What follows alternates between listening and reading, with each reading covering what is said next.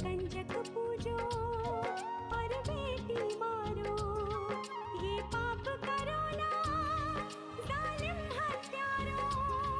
मत पाप करो, मत पाप करो। क्यों मारते हो बेटियां जब पूजते हो कंजकी। तुम्हें माँ ने जन्मा और दूध पिलाया, इस दूध का तुमने ये कर्ज चुकाया, ये कर्ज चुकाया। बेटी की हत्या का पाप कमाया। मत पाप करो, मत पाप करो। क्यों मारते हो बेटियां जब पूजते हो कंजकी। बिन बिटिया स्वर्ग अधूरा। और फिर बात कुछ घंटों की नहीं थी। पल्लवी पूरी रात उन लोगों के कब्जे में थी, पूरी रात।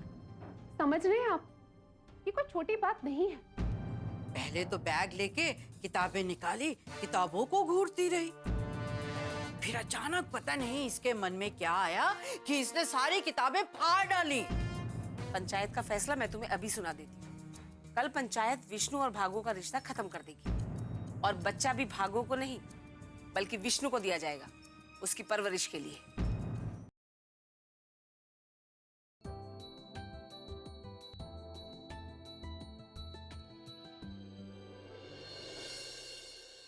लेकिन बेटा बच्ची है, जरा प्यार से समझाना।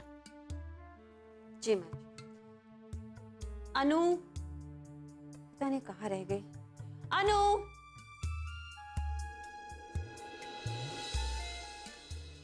यहाँ आओ। अरे मेरी तरफ क्या देख रही है ये छोरी? जैसा सुशीला कह रही है वैसा करती क्यों नहीं?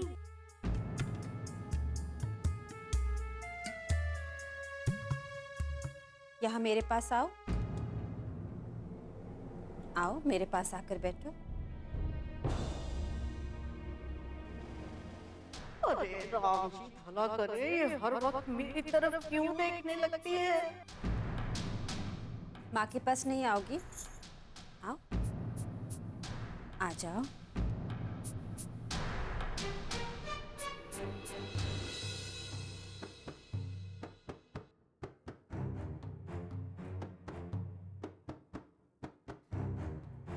तुमने ऐसा क्यों किया अनु? स्कूल की किताबें क्यों फाड़ी?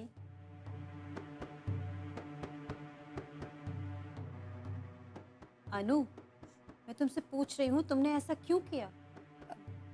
मैंने भी बहुत पूछा था बहू, लेकिन जिस तरह ये अब चुपचाप बैठी है ना, बस ऐसे ही चुपचाप बैठी रहती थी और घूरती रहती थी किताबों को। लेकिन माँ,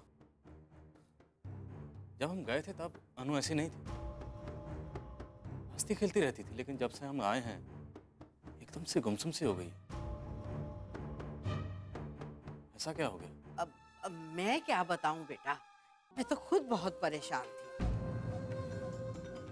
अब मेरा मतलब है कि इसी की वजह से बहुत परेशान थी। तुम लोगों के जाने के बाद ही ऐसी हो गई थी। तो आपने मुझे फोन पे बताया क्यों नहीं? अरे बेटा क्या बताती, अरे तुम लोग वहां समधन जी की बीमारी को लेकर परेशान थे,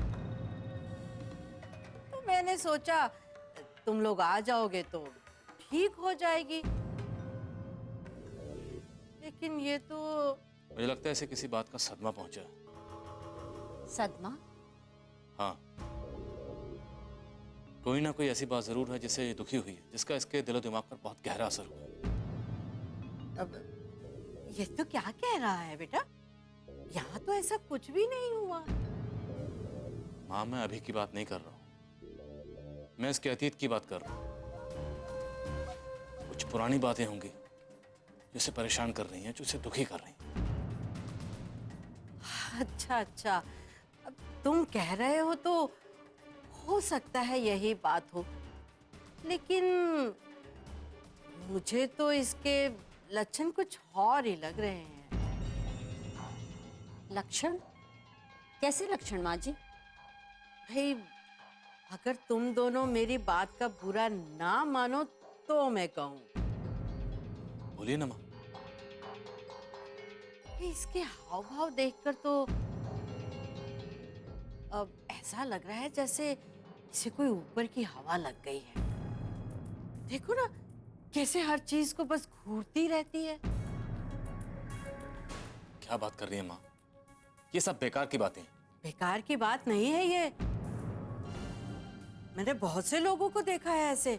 हाँ माँ जी, लेकिन अनु के साथ ऐसा नहीं है।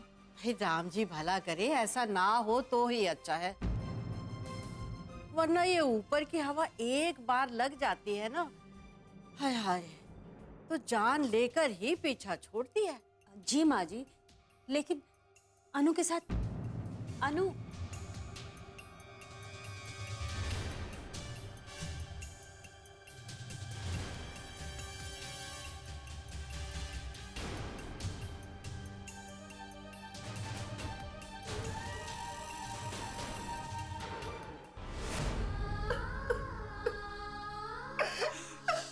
बस कर बेटा, भागो, बस कर। कब तक रोएगी? बचाई क्या माँ? मेरा बच्चा मुझसे छीन गया, मेरा घर।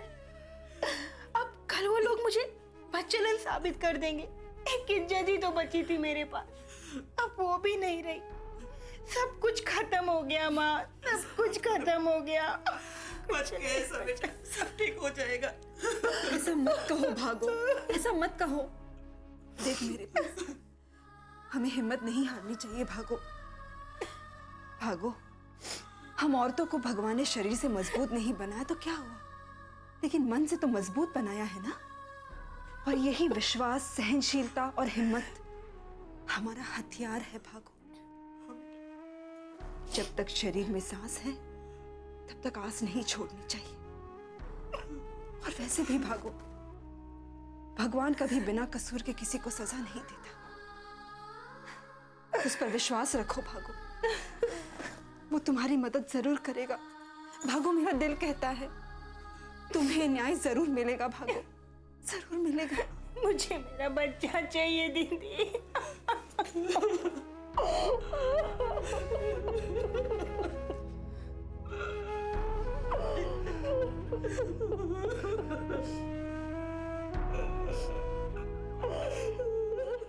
बिन बिटिया स्वर्ग अधूरा।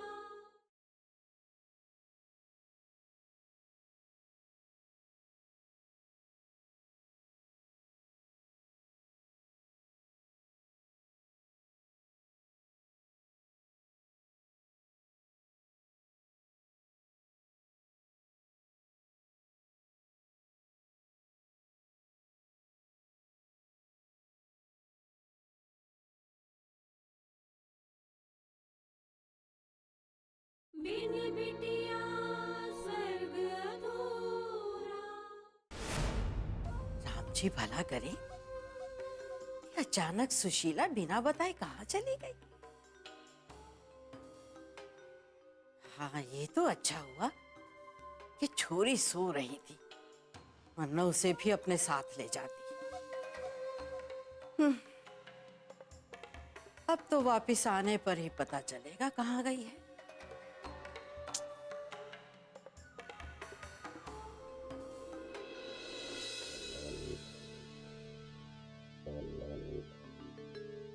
तेरी माँ कहाँ गई है? माँ घर में नहीं है। ए लो, सवाल मैंने किया है और जवाब में मुझे ही सवाल कर रही है? अच्छा सुन, तूने कुछ बताया तो नहीं ना? खबरदार, बताना भी नहीं, समझी? अरे बहू, कहाँ चली गई थी बेटा अचानक? वो माँ जी, आप पाठ कर रही थी ना, इसीलिए बता नहीं पाई।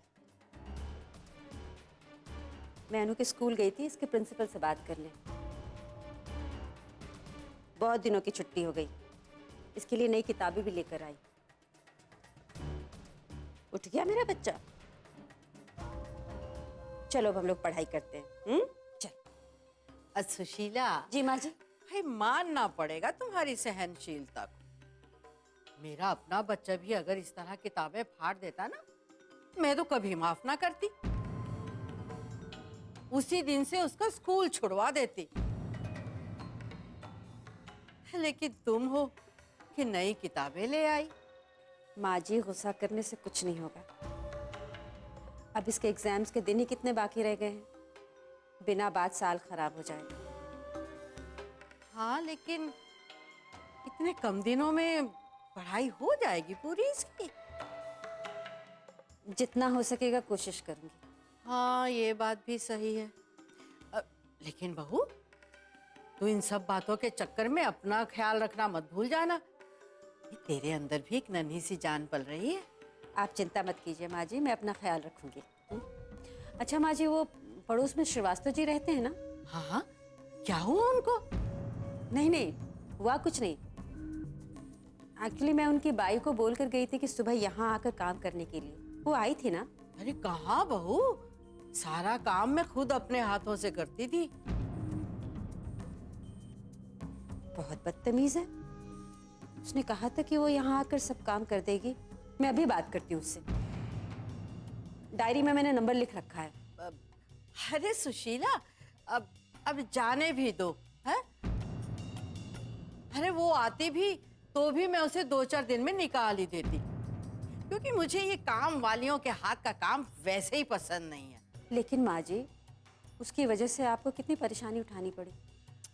अरे बहू, कहा ना, जो बीत गया सो बीत गया, जाने दो। तुम जाओ, छोरी की पढ़ाई करवा दो। समय भी तो कितना कम बचा है ना। जी चलो अनु, अब हम लोग पढ़ाई करते हैं।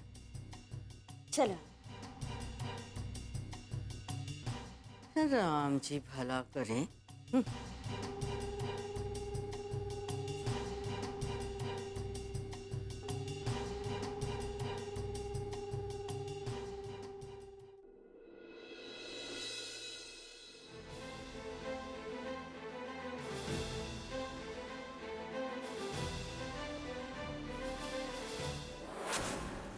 लक्ष्मी, तुम मुझे छोड़ के कहाँ चली गई थी? तुम्हारे बिना अधूरा था मैं।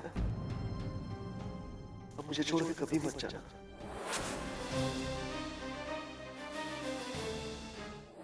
इतना क्यों गुस्सा हो रहे हैं? कल रात को तो इतना अच्छे से बात की, इतना प्यार से बात की और इतना प्यार भी किए थे। ये मैंने क्या कर दिया? कावेरी के साथ ब्याह करके तो मैं पहले ही बहुत बड़ा गुनाह कर चुका था। उसे धोखा दे चुका था। ये तो लक्ष्मी के साथ अन्याय है। उससे बहुत बड़ा गुनाह हुआ है।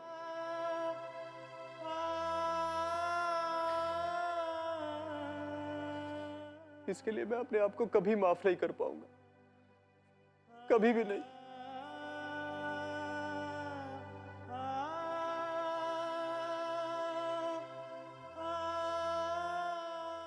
बिन बिटिया स्वर्ग अधूरा।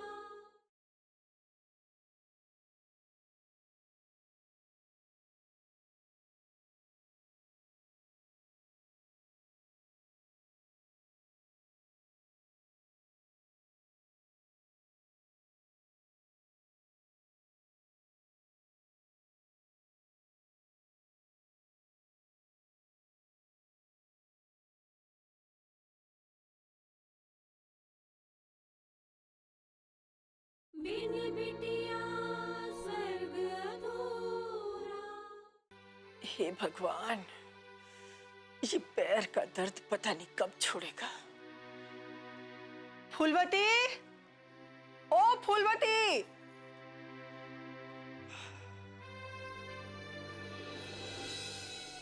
क्या हुआ माँ जी? मेरे पैरों में बहुत दर्द हो रहा है, खड़ा भी नहीं हुआ जा रहा है। जरा फूलवती को भेज दे, मालिश कर देगी। अरे तो उनको बुलाने की क्या जरूरत है, मैं कर देती हूँ मालिश। नहीं नहीं, फूलवती को भेज दो, वो कर देगी। नहीं माँ जी, मुझे बताइए कहाँ रखा है तेल? अच्छा ठीक है, वहां रखिए तेल की शीशी। मैं लेकर आती हूँ। हाँ।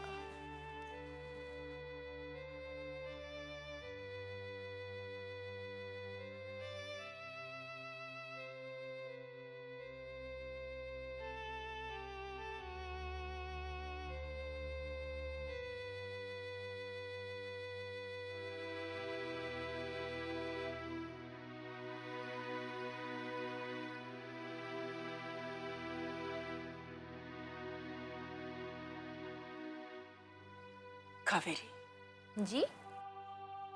बेटा तुझे नारायण की बातों का बुरा लगा होगा ना? तू बुरा मत मानना, वो थोड़ा परेशान रहता है, इसीलिए नाराज हो जाता है तुम पर। मुझे उनकी बात का बिल्कुल बुरा नहीं लगा। मेरी माँ कहती है पति परमेश्वर होता है। अगर वो कुछ कह भी दे तो जैसे भगवान की बात का बुरा नहीं मानना चाहिए, वैसे ही उनकी बात का भी बुरा नहीं मानना चाहिए। और फिर छोटे ठाकुर तो मेरे पति परमेश्वर है ना, तो उनकी बात का क्या बुरा मानना। जीती रहे मेरे बच्चे।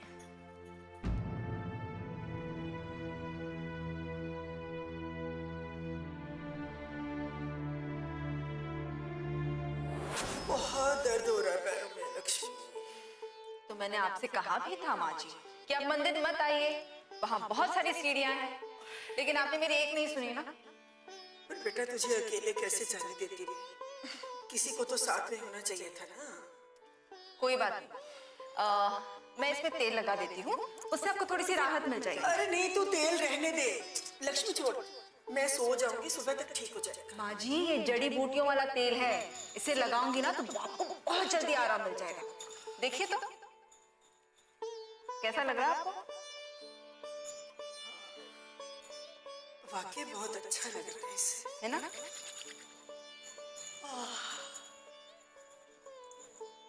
भगवान तेरे जैसी बहू सबको दे। कितना ख्याल रखती है मेरा। तुझे जीवन की हर खुशी दे। अगले वर्ष तेरी गोद में बेटा ही खेले।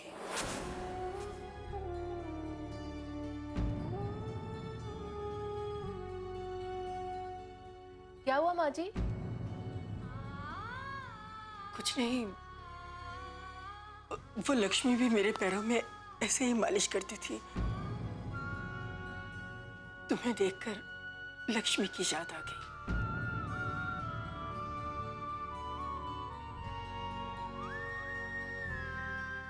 हे भगवान, बेचारी मासूम लड़की की खुशियां इसके माँ बाप के लालच की भेंट चढ़ गई। जिस रिश्ते में इसे बांध दिया है विधाता ने, पता नहीं उस रिश्ते से इसे कभी खुशियां मिलेंगी भी या नहीं। सुना है तूने फिर से पंचायत बुलवाई है? हाँ यार, बहुत परेशान हो गया था, सोचा सारा मामला ही खत्म कर दूं। लेकिन मगनलाल तो कह रहा था कि ये सब ठाकुर मानसिंह के इशारों पे हो रहा है। अरे बकता है मगनलाल, मैं अपने हिसाब से काम करता हूँ।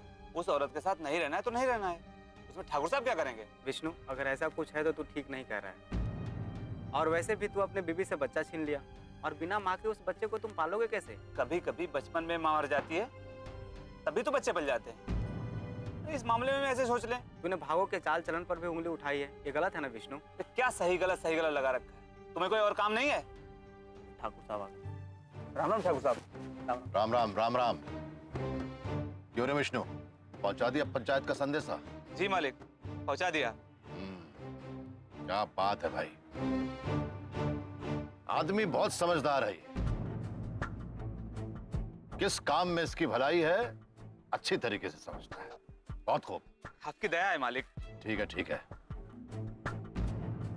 ये कौन है? क्या कर रहे हो यहां पर? चलो जाओ।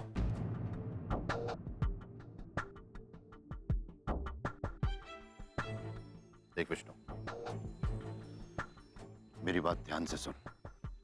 कल पंचायत में भागो को बेचारी साबित नहीं होने देना है। मैं कुछ समझा नहीं मालिक। समझाता हूं। ये एक लड़ाई है विष्णु, और इस लड़ाई में तुझे भागो को और हमें लक्ष्मी और उसके परिवार वालों को हराना है, किसी भी कीमत पर। साम, ताम, दंड, भेद, चाहे कोई भी तरीका अपनाना पड़े। समझ गए ना? मुझे क्या करना है मालिक?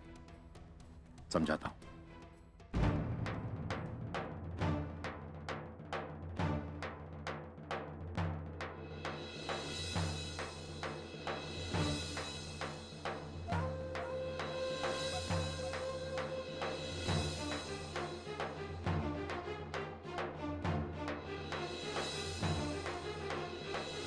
समझ गए? जी मालिक। ये लक्ष्मी हमारे सामने बहुत सर उठाती थी। अब देखना इस नागिन का फन हम कैसे अपने पैरों तले कुचलते हैं। बिन बिटिया स्वर्ग अधूरा।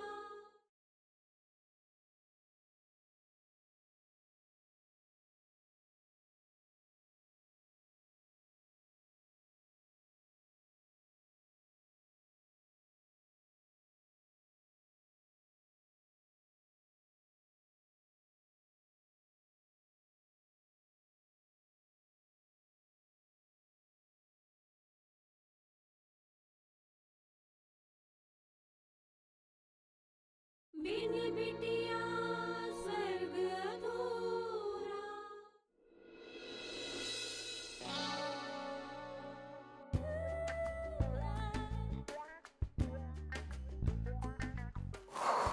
सब काम हो गया।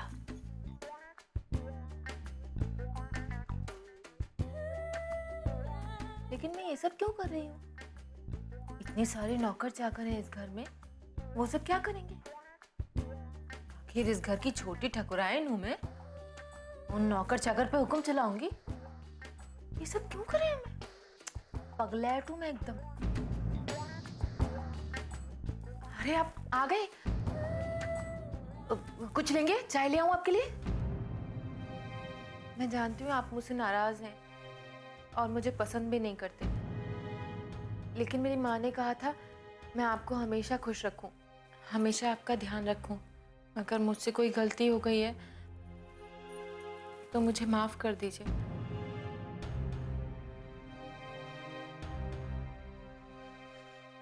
अरे अरे क्या कर रही हो तुम? नहीं, मेरी जगह यही है, मुझे यहीं रहने दीजिए। कावेरी उठो तुम। इस तरह पैरों में गिरकर हाथ जोड़कर मुझे गुनहगार मत बनाओ, मुझे धर्म संकट में मत डालो।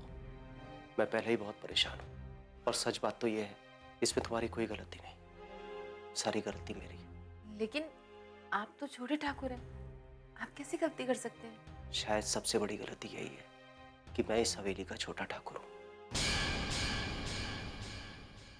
हमने भागों के ऊपर खराब चाल चलन का आरोप लगाया है ना, और वो अपने आप को पंचायत में निर्दोष साबित कर ही नहीं सकती। बहुत खतरनाक सांप है, वो आपको खा जाएगा।